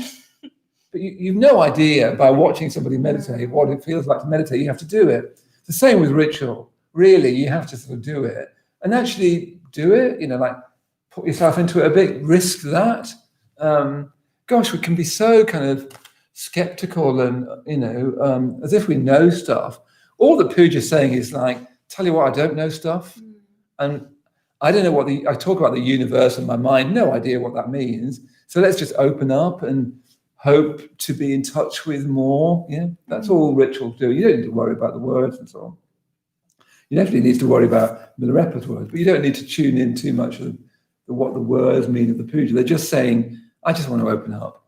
I want to open up to the mystery of the universe. I don't want to just be little old me with my opinions and my bad jokes and my this or that. I want to open up to much, much more than that. Oh, that's not that important. I want to open up to much more than that. That's what you're doing in the puja, really. Yeah. And then I'll do a mantra. So if you're at home, you might want to either darken your screen or put your flux on. You might want to, just turn the screen down and just light the candles on your own shrine at home, so that we're all doing a ritual together.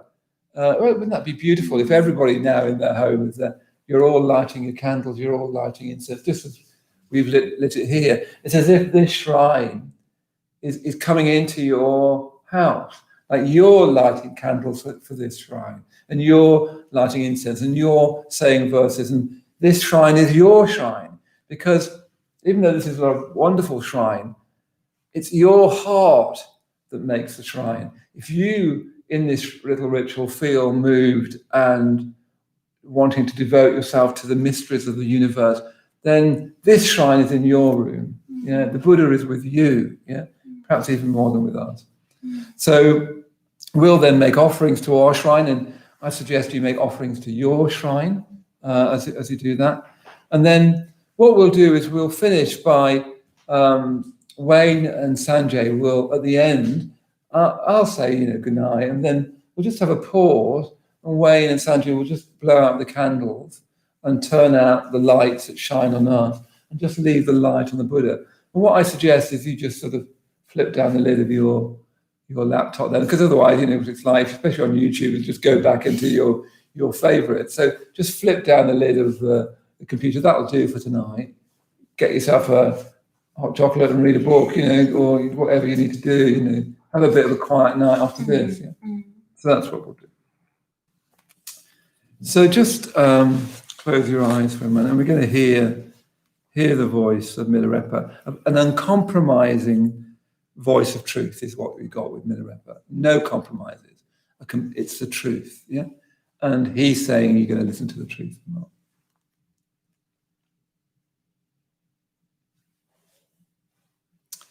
I'm a yogi who wanders the countryside, a beggar who travels alone, a pauper who's got nothing.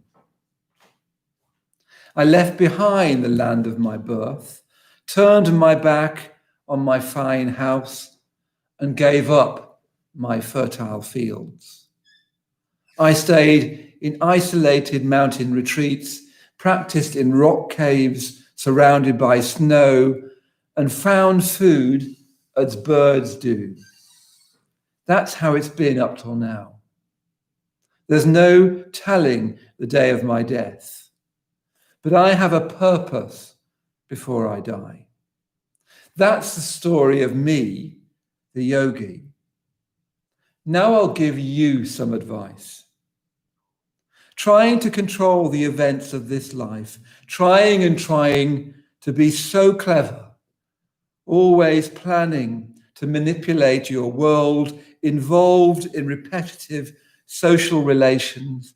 In the midst of these preparations for the future, you arrive unaware at your final years, not realizing your brow is knit with wrinkles, not knowing your hair is turned white, not seeing the skin of your eyes sink down, not admitting the sag of your mouth and nose. Even while chased by the envoys of death, you still sing and rejoice in pleasure. Not knowing if life will last till morning, you still make plans for tomorrow's future. Not knowing where rebirth will occur, you still maintain a complacent contentment. Now's the time to get ready for death. That's my sincere advice to you. If its import strikes you, start your practice.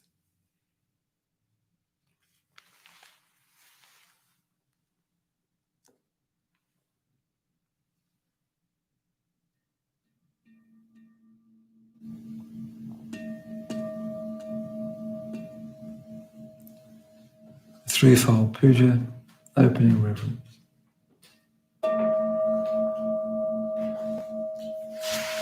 We reverence the Buddha. We reverence the Buddha, The perfectly enlightened one. the perfectly enlightened one, The shower of the way. the shower of the way. We reverence the Dharma. We reverence the Dharma, The teaching of the Buddha, the teaching of the Buddha, which leads from darkness to light. which leads from darkness to light. We reverence the Sangha. We reverence the Sangha, The fellowship of the Buddha's disciples. the fellowship of the Buddha's disciples, That inspires and guides. that inspires and guides. Reverence to the three jewels. We reverence the Buddha We reverence the Buddha and aspire to follow him. and aspire to follow him. The Buddha was born as we are born. The Buddha was born as we are born. What the Buddha overcame, What the Buddha overcame, we too can overcome. we too can overcome. What the Buddha attained, What the Buddha attained, we too can attain. we too can attain. We reverence the Dharma We reverence the Dharma and aspire to follow it and aspire to follow it with body, speech, and mind with body, speech, and mind until the end. until the end. The truth in all its aspects, The truth in all its aspects, the path in all its stages, the the path in all its stages. We aspire to study, We aspire to study, practice, practice, realize. realize. We reverence the Sangha We reverence the Sangha and aspire to follow it. and aspire to follow it. The fellowship of those who tread the way. The fellowship of those who tread the way. As one by one, As one by one, we make our own commitment. we make our own commitments. An ever widening circle. An ever widening circle. The Sangha grows. The Sangha grows.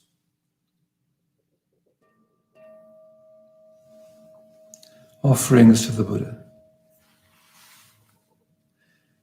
Reverencing the Buddha, Reverencing the Buddha. we offer flowers. We offer flowers. Flowers that today are fresh and sweetly blooming. Flowers that today are fresh and sweetly blooming. Flowers that tomorrow are faded and fallen. Flowers that tomorrow are faded and fallen. Our bodies too, like flowers, Our bodies too, like flowers, will pass away. will pass away. Reverencing the Buddha, Reverencing the Buddha. we offer candles We offer candles. to Him who is the light. To Him who is the light. We offer light. We offer light. From His greater lamp, a lesser lamp we light within us. From His greater lamp, a lesser lamp we light within us. The lamp of Bodhi, The lamp of Bodhi, shining within our heart. shining within our hearts. Reverencing the Buddha, Reverencing the Buddha, we offer incense. we offer incense. Incense whose fragrance pervades the air. Incense whose fragrance pervades the air. The fragrance of the perfect life. The fragrance of the perfect life. Sweeter than incense. Sweeter than incense.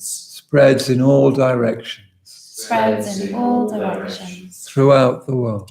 Throughout the world.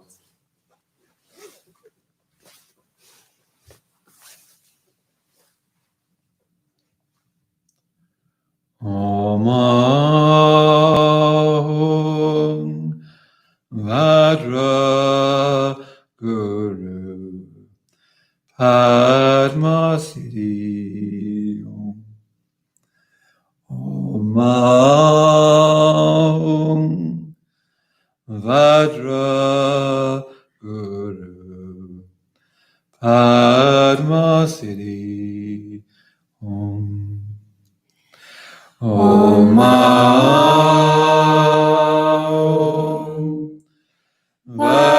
Vajra Guru Padma Siddhi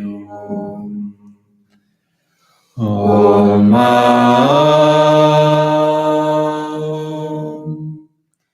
Vajra Guru Padma Siddhi Om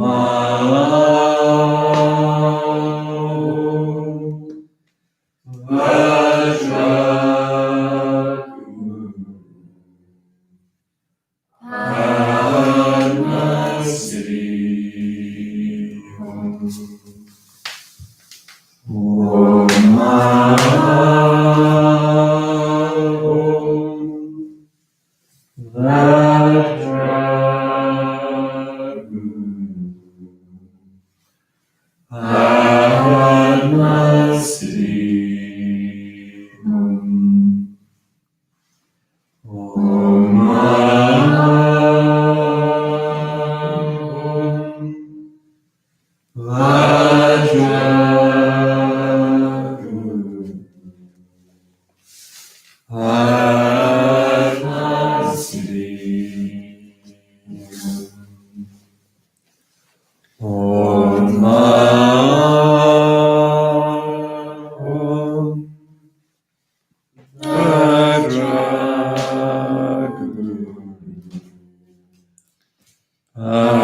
Padma Siddhi